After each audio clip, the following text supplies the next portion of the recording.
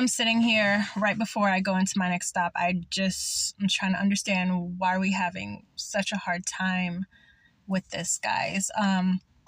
So indicator, blinker, signal, turn signal, whatever you want to call it. Generally, when you are trying to wheel your car into another lane, turn, merge, signal to other drivers who are operating huge chunks of steel.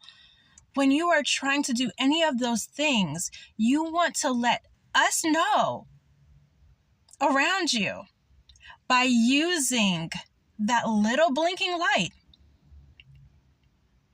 that you are moving your car. It's driving 101.